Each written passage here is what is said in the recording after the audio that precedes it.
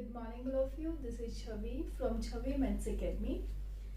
आज हम करने वाले हैं क्लास 9 चैप्टर नंबर 3 और वर्कशीट है आपकी 43। वर्कशीट नंबर आपका 43 है। इसका आज का टॉपिक है बेटा आपका लंबवृत्तीय बेलन का आयतन। हमें आज बेलन का आयतन निकालना है, मतलब वॉल्यूम ऑफ सिलेंडर। तो पहले हम थोड़ा सा सिलेंडर के बारे में देख लेते हैं, सिलेंडर के बारे में पढ़ लेते हैं। सबसे पहले मैंने एक एग्जाम्पल के लिए एक बॉटल लिया है, ठीक है।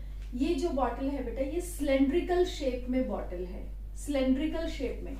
देखो सिलेंडर का मतलब गैस वाला सिलेंडर मत समझ लेना, मतलब कुछ बच्चे बेलन अगर हिंदी में बोला जाता है तो बेलन रोटी बेलने वाला बेलन, ठीक है। हाँ शेप थोड़ा ऐसा ही होता है पर उसका थोड़ा सा शेप डिफरेंट होता है, बात एक ही है, ठीक है। जैसे ये बॉटल है, ठीक है, ये सिलेंडर की शेप में बॉटल है, पर आप देखिए जरा इसके नीचे क्या है, सर्कल वृत्त है ना, और इसके ऊपर क्या है, वृत्त है। हालांकि शेप तो थोड़ा सा दिखाने के लिए दी जाती है, पर हमारे माइंड में क्या होना चाहिए कि यहाँ पर भी सर्कल है और यहाँ पर भी सर्कल है, और ये क्या है, एक सिलेंडर है, ठीक है। ये एक सिलेंडर है जिसकी ये हाइट है, क्या दी हुई है, हाइट, और नीचे सर्कल है। जितना बड़ा सर्कल होगा उतना ही पानी ज्यादा आएगा। मतलब अगर ये सर्कल का रेडियस डिपेंड करता है कि बॉटल कितना चौड़ा होगा और बॉटल में कितना पानी आएगा। पानी आएगा मतलब वॉल्यूम, ठीक है, कि इस बॉटल में हम कितना पानी फिल कर सकते हैं। इसका मतलब ये है कि हमने इसका क्या निकालना है, वॉल्यूम फाइंड आउट करना है, आयतन, ठीक है। और हर किसी बर्तन का आयतन डिपेंड करता है उसके सर्कल पर, वृत्त पर, कि जितना इसका रेडियस होगा, रेडियस अगर ज्यादा होगा तो ये ज्यादा बड़ा होगा, अगर रेडियस छोटा होगा तो ये छोटा होगा, ठीक है। दूसरा मैंने एग्जाम्पल लिया है ये मग, देखिए सिलेंड्रिकल शेप में है बिल्कुल। तो मैंने क्या बताया था, नीचे क्या है, सर्कल है, इसमें सर्कल का रेडियस क्या है, बड़ा, तो इसलिए ये क्या है, चौड़ा है, ठीक है। बट अगर हम इसकी हाइट देखें तो बॉटल की हाइट से तो कम है, ठीक है। तो इसका क्या वॉल्यूम होगा, मतलब इसके अंदर कितना पानी आएगा, इसके अंदर कितना पानी आएगा, किस पर डिपेंड कर रहा है, इसके रेडियस पर डिपेंड कर रहा है और हाइट पर डिपेंड कर रहा है, ठीक है। अब हो सकता है, जरूरी नहीं है कि इसकी हाइट लंबी है तो पानी इसी में ज्यादा आ रहा हो, भाई इसका रेडियस भी तो ज्यादा है ना, ये चौड़ा भी तो ज्यादा है, तो हो सकता है पानी इसमें ज्यादा आ रहा हो, ठीक है। तो हम डिपेंड किस पर करती है, इसका वॉल्यूम, कि दोनों में पानी कितना आएगा। दैट मीन्स कि इसका नीचे का रेडियस कितना है और हाइट कितनी है, ठीक है। इन दोनों चीजों पर, इसका भी, बॉटल का भी रेडियस कितना है और इसकी हाइट कितनी है, इस पर डिपेंड करता है कि इसके अंदर कितना पानी आएगा। लेट्स सी, अगर इसका वॉल्यूम निकालना हो तो वॉल्यूम का फॉर्मूला होता है हमारे पास आयतन, बेलन का आयतन। सबसे पहले तो ये देखिए बेलन क्या होता है, कुछ इस तरह का होता है बेलन, और नीचे क्या बना होता है, उसके सर्कल बना हुआ होता है,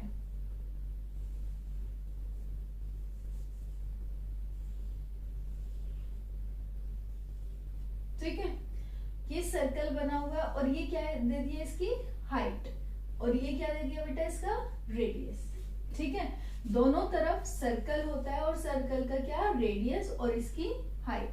तो अगर मैं इसका वॉल्यूम फाइंड आउट करने लगूं तो इसका फॉर्मूला होगा पाई आर के स्क्वायर एच, मतलब आर और एच पर डिपेंड करता है कि आपका वॉल्यूम क्या होगा, आयतन।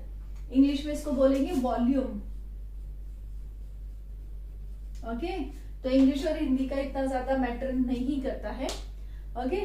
तो वॉल्यूम मतलब आयतन, ठीक है, बेलन का आयतन, वॉल्यूम ऑफ सिलेंडर, ये इस तरह से निकालेंगे। ये हमारा फॉर्मूला होगा पाई आर स्क्वायर एच। मैं आपको बता चुकी हूं कि वॉल्यूम क्या होता है, कि उस जो भी आपके पास शेप है उसके अंदर जितना पानी भरा जाएगा या फिर सिलेंडर है, गैस वाला सिलेंडर जो आप, तो उसके अंदर कितनी गैस भरी जाएगी, तो वो क्या है, वो वॉल्यूम है उसका। ठीक है, तो अब सबसे पहला क्वेश्चन हम देख लेते हैं यहाँ पर इसका। एक अस्पताल के एक रोगी को प्रतिदिन 7 सेंटीमीटर व्यास वाले एक बेलनाकार कटोरे में सूप दिया जाता है। जैसे कि आप सबको पता है हॉस्पिटल में पेशेंट्स को वहीं से खाना मिलता है। तो इसने कहा कि एक पेशेंट है, ठीक है, एक पेशेंट है, एक मरीज है, उसको हर रोज एक बेलनाकार कटोरा है, एक मतलब बेलन के आकार का कटोरा, उसमें सूप दिया जाता है। और जो वो बेलनाकार कटोरा है उसका व्यास कितना दिया हुआ है? व्यास का मतलब क्या होगा बेटा? नीचे का जो सर्कल है उसका व्यास दिया हुआ है। मैं ये मानकर चलती हूं कि वो कटोरा ये है, ठीक है, बेलनाकार शेप में है। इसका जो नीचे का व्यास है, व्यास क्या होता है? यहां से यहां तक ये पूरा व्यास होता है। तो मैंने मान लिया ये 7 सेंटीमीटर है। ओके, मैं इसको मानकर चलूं कि ये कटोरा है वो जिसमें उस रोगी को सूप दिया जाता है। देखो खुला हुआ है ना। तो इसका जो व्यास है वो 7 सेंटीमीटर है। और अब पूरा तो भर कर नहीं देंगे वो, है ना। तो उसने क्या कहा, यदि कटोरे को सूप से 4 सेंटीमीटर ऊंचाई तक भरा जाता है, इसको मान लो 4 सेंटीमीटर की ऊंचाई यहां तक है, वही 4 सेंटीमीटर, ठीक है, यहां तक। अब पूरा तो भर के नहीं देंगे ना, है ना। तो उसने इसको इतने सेंटीमीटर तक भरा है, 4 सेंटीमीटर तक, और उसका व्यास क्या है? 7 सेंटीमीटर, ठीक है। अब तो इस अस्पताल में 250 रोगियों के लिए प्रतिदिन कितना सूप तैयार होता है? अब एक मरीज तो है नहीं, 250 मरीज है, तो 250 मरीज के लिए हमें कितना सूप रेडी करना होगा? तो हम सबसे पहले देख लेते हैं भाई क्या क्या चीजें दी हुई है हमारे पास। यही है, एक तो 7 सेंटीमीटर व्यास और एक ऊंचाई, मतलब बेलन की ऊंचाई दी हुई है। बेलन की ऊंचाई नहीं, जितना वो भरा गया है तो सूप तो उतना ही बनेगा ना। तो हम मानकर चलते हैं कि जो सूप की ऊंचाई दी हुई है कि इतने ऊंचाई तक वो सूप भरेगा, हम मानकर चलते हैं कि वही ऊंचाई किसकी होगी? बेलन की होगी।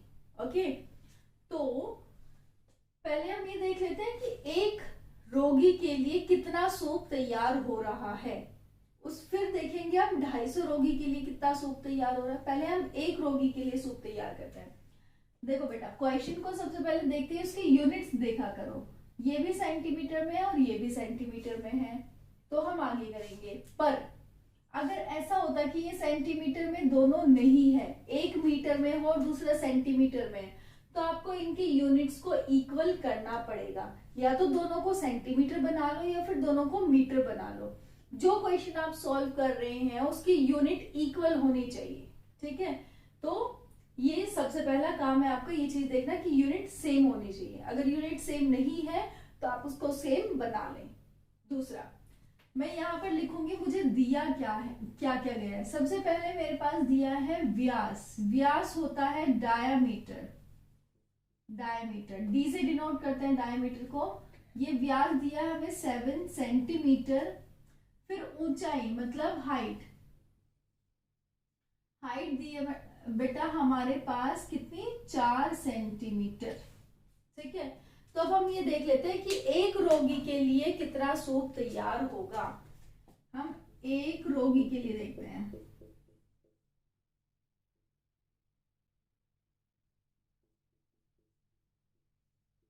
एक रोगी के लिए सूप, ठीक है। फॉर्मूला क्या होता है? सूप निकालना है तो हमें वॉल्यूम निकालना होगा। तो फॉर्मूला क्या होता है? पाई आर स्क्वायर एच।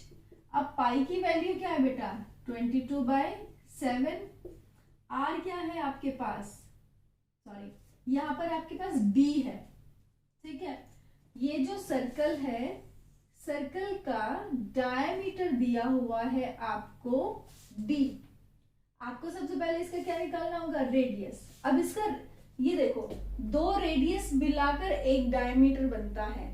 तो अगर मुझे डायमीटर दिया हुआ है और मुझे इसका रेडियस निकालना है तो डायमीटर को आधा कर दो, ठीक है ना। अगर मुझे रेडियस निकालना है तो डायमीटर को आधा कर दो, या फिर डायमीटर निकालना है और रेडियस दिया है तो रेडियस को डबल कर दो। ठीक है, तो यहाँ पर अगर मुझे रेडियस निकालना होगा तो मैं डायमीटर को आधा कर दूंगी। अब कुछ बच्चे क्या करेंगे कि इसको आप सॉल्व कर लेते हैं, 3.5 आ जाएगा, पर नहीं करना है, पॉइंट में नहीं लेकर आना है। पॉइंट में क्वेश्चन लाने से थोड़ा सा डिफिकल्ट हो जाएगा, आप इसको अपॉन में ही रखें। इसी को नहीं मैं बोल रही हूँ, हर क्वेश्चन जो भी आप करें तो पॉइंट में रेडियस कन्वर्ट ना करें, क्योंकि आपको आगे जाकर भी इसको सॉल्व भी करना है, तो अभी यहाँ पर क्यों टाइम वेस्ट करना। ठीक है, तो r की वैल्यू क्या है आपके पास, 7/2 इसका होल स्क्वायर, और h की वैल्यू क्या है, 4। ठीक है, तो इसको सॉल्व कर ले हम, 22/7 मल्टीप्लाई बाय 7 की स्क्वायर है। देखो किसी भी चीज की अगर स्क्वायर होती है, सपोज दैट 2 की स्क्वायर है, तो हम इसको क्या लेते हैं, 2 into 2। इसी तरह से 7/2 की अगर स्क्वायर है तो 7/2 मल्टीप्लाई बाय 7/2 मल्टीप्लाई बाय 4। ठीक है, अब इसको हम कैंसिल कर सकते हैं, 7 से 7, 2 1 जा 2, 2 1 जा 2, इसको से 2। ठीक है, तो आप इन तीनों को मल्टीप्लाई कर ले, क्या 7 क्या बचा, 11 मल्टीप्लाई बाय 7 मल्टीप्लाई बाय 2, तो 77 2 जा 154 सेंटीमीटर क्यूब। देखो यहाँ पर हमने क्या निकाला है, वॉल्यूम निकाला है, आयतन निकाला है। जब भी हम आयतन की बात कर रहे होंगे तो आपका आंसर जो भी यहाँ पर यूनिट दिया हुआ होगा उसका क्यूब आएगा। ठीक है, क्यूब में आंसर आएगा वो। ओके, तो ये क्या निकला है, एक रोगी के लिए हमें इतने सेंटीमीटर क्यूब, इतना मतलब इतना सूप बनाना होगा, तो 250 रोगियों के लिए क्या करना होगा। देखो जैसे हम बोलते हैं ना कि 1 किलो दूध अगर 50 रुपए का आ रहा है तो 2 किलो कितने का आएगा, तो 2 को 50 से गुना कर देते हैं। 5 किलो दूध कितने का आएगा, 5 को 50 से गुना कर देते हैं। उसी तरह से एक व्यक्ति के लिए हमें इतना सूप बनाना पड़ रहा है, तो 250 के लिए हम कितना बनाएंगे, अरे तो 250 से मल्टीप्लाई कर दो, 250 रोगियों के लिए सूप है ना। 250 रोगियों के लिए कितना होगा, तो 250 को 250 से गुना कर दो आप 154 को। जब आप इसको इससे मल्टीप्लाई करके देखेंगे तो आपके पास आ जाएगा बेटा 38,500 सेंटीमीटर क्यूब में आंसर आएगा। ये चीज ध्यान रखना, ठीक है, क्योंकि हम वॉल्यूम निकाल रहे हैं तो क्यूब में आंसर आएगा। ठीक है, अब नेक्स्ट आता है आपके, इसके बाद एक एग्जाम्पल और दिया हुआ है बेटा, इसके लिए मैं अलग से वीडियो बनाने वाली हूँ। ठीक है, आज थोड़ा सा टायर्ड सा भी फील हो रहा है, तो इसलिए आज के लिए इतना ही काफी है ना। तो चलिए इसके बाद के जो क्वेश्चंस है, मतलब एग्जाम्पल नंबर 2 और क्वेश्चन नंबर 1 और 2 खुद करो वाले जो दिए हुए हैं वो हम कल करेंगे। ठीक है, मतलब नेक्स्ट वीडियो में इसके लिए एक और बनाकर डाल दूंगी, तो आप प्लीज नेक्स्ट क्वेश्चंस के लिए उसको देखिए, तब तक आप खुद सॉल्व करें इसको। ठीक है, आप इसको नोट करें। Thank you.